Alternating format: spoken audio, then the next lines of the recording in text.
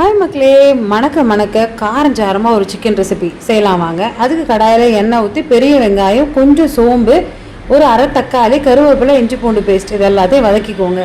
மிளகு, சீரகம், சோம்பு, கருவேப்பிலை, கொஞ்சமாக காஞ்ச மிளகா, பட்டை, லவங்கம் இது எல்லாத்தையும் ட்ரை ரோஸ்ட் பண்ணி பொடி பண்ணி எடுத்துக்கோங்க. அதுதான் இப்போ சேர்த்துருக்கேன். கூடவே மஞ்சத்தூள், மிளகாத்தூள், கரம் மசாலா தூள் இதையும் வதக்கிக்கணும். ஈரலையும் போன்லெஸ் சிக்கனையும் கொஞ்சம் கொஞ்சம் குட்டி பீஸாக வெட்டி அதையும் இது கூட சேர்த்து இப்படி பரட்டி எடுத்துக்கோங்க. இது நல்லா இப்படி பரட்டின பிறகு தேவையான அளவு உப்பு சேர்த்துக்கோங்க. கொஞ்சமாக தண்ணி தெளிச்சிங்கன்னா இந்த மாதிரி நல்லா சுருண்டு வந்துடும். ஒரு 1/4 டம்ளர் தண்ணி விட்டுக்கோங்க. அது கொதிச்சுட்டு இருக்க டைமில் பச்சை மிளகா, கருவேப்பிலை, கொத்தமல்லி நறுக்கி வச்சுக்கோங்க. 2 ஸ்பூன் தயிர் சேர்த்துக்கோங்க. சேர்த்து நல்லா கலர்னிங்கன்னா அந்த போன்லெஸ் பீஸ் நல்லா சாஃப்ட் ஆகிடும். வெங்காயத்தை பொடியாக நறுக்கி வச்சுக்கோங்க.